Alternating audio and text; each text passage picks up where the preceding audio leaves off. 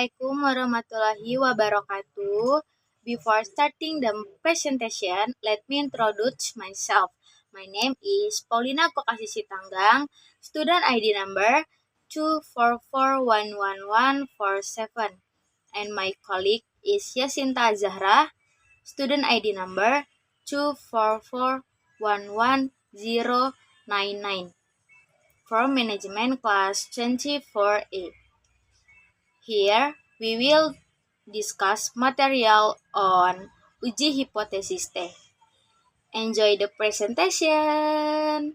Jadi, di sini kita akan membahas tentang apa itu hipotesis dan uji T. Dan yang kedua, kita akan membahas tujuan dan fungsi uji T. Dan yang ketiga, kita akan membahas jenis-jenis uji T. Dan selanjutnya, kita akan membahas langkah-langkah umum uji T. Selanjutnya kita akan membahas teori distribusi T, dan yang terakhir kita akan membahas kelebihan dan keterbatasan uji T. Nah, di slide kali ini kita akan membahas apa itu hipotesis dan uji T. Dalam statistika, uji hipotesis adalah prosedur untuk menentukan apakah suatu pernyataan atau hipotesis tentang parameter populasi diterima atau ditolak. Berdasarkan data dari sampel, hipotesis juga sebuah dugaan sementara yang dibuat untuk menjelaskan fakta atau fenomena, dan digunakan sebagai dasar dalam pengambilan keputusan atau referensi yang dirumuskan serta diterima untuk sementara yang dapat menerangkan fakta yang diamati. Selanjutnya, uji T adalah metode pengujian hipotesis statistik yang digunakan untuk mengetahui apakah rata-rata suatu sampel berbeda secara signifikan dengan rata-rata populasi, atau apakah dua kelompok sampel memiliki perbedaan rata-rata yang signifikan. Uji T digunakan ketika data berskala interval atau rasio, jumlah sampel kecil atau N kurang dari 30. Varians populasi tidak diketahui. Selanjutnya ada tujuan dan fungsi uji T.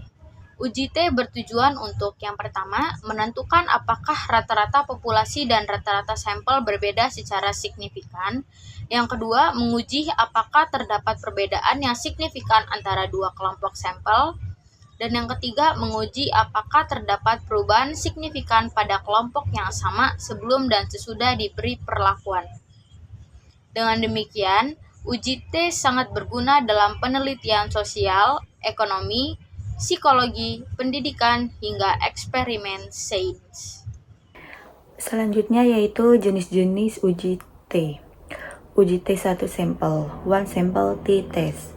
Uji T satu sampel digunakan untuk menguji apakah rata-rata sampel berbeda secara signifikan dari rata-rata populasi yang dilambangkan dengan MU 0.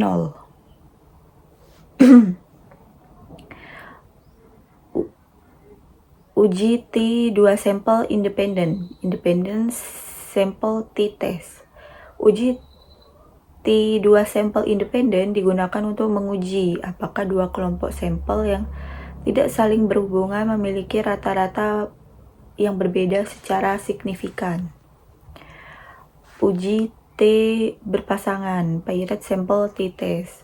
Uji T berpasangan digunakan jika data berasal dari kelompok yang sama, namun diukur dalam dua kondisi yang berbeda, misalnya sebelum dan sesudah perlakuan. Langkah-langkah umum uji T. Yang pertama itu, langkah pertamanya adalah merumuskan hipotesis 0 dan hipotesis 1, menentukan apakah yang ingin diuji dan pernyataan alternatifnya. Langkah kedua adalah menentukan taraf signifikan alfa, biasanya sebesar 0,05 atau 5% dan 0,01 atau 1%. Langkah ketiga adalah menghitung nilai statistik T yang disebut sebagai T hitung. Langkah keempat adalah menentukan nilai T tabel berdasarkan derajat kebebasan yang disingkat dengan DF. DF dibaca derajat kebebasan. N dikurangi 1, N 1 ditambah N 2 dikurangi 2. Keputusan. Jika nilai mutlak T hitung lebih besar dari T table, maka H 0 ditolak. Sebaliknya, jika nilai mutlak T hitung lebih kecil atau sama dengan T table, maka H 0 diterima.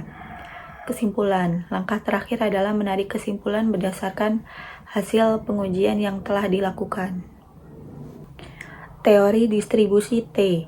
Distribusi T digunakan untuk memperkirakan perbedaan antara rata-rata sampel dan rata-rata populasi saat varians populasi tidak diketahui. Ciri-ciri distribusi T. Bentuknya simetris seperti distribusi normal. Nilai rata-rata mean 0. Semakin besar jumlah sampel N, distribusi T akan semakin mirip dengan distribusi normal. Ditentukan oleh derajat kebebasan, degree of freedom, yang mempengaruhi bentuk kurva. Kelebihan dan keterbatasan uji T. Kelebihannya itu, yang pertama cocok untuk sampel kecil, yang kedua prosedur perhitungannya sederhana, yang ketiga dapat digunakan untuk berbagai desain penelitian, 1 sampel, 2 sampel, dan berpasangan. Untuk keterbatasannya itu yang pertama ada mengasumsikan data berdistribusi normal, yang kedua tidak cocok untuk data berskala nominal atau ordinal, yang ketiga sensitif terhadap data ekstrim, outlier. Kesimpulannya, uji T merupakan salah satu metode analisis statistik yang digunakan untuk menguji perbedaan rata-rata antara satu atau dua kelompok. Dengan menggunakan distribusi T-student, uji ini memberikan dasar yang kuat untuk membuat kesimpulan ilmiah dari data sampel kecil. Secara umum, hasil uji T membantu peneliti memutuskan apakah perbedaan yang ditemukan bersifat signifikan secara statistik atau hanya terjadi karena kebetulan. Terdapat tiga jenis uji T utama. Yang pertama, uji T 1 sampel, membandingkan rata-rata sampel dengan rata-rata populasi. Yang kedua, uji T 2 sampel independen, membandingkan rata-rata dua kelompok yang tidak berhubungan. Yang ketiga, uji T berpasangan, membandingkan rata-rata dua kondisi pada kelompok yang sama. That concludes our presentation. Thank you. Wassalamualaikum warahmatullahi wabarakatuh.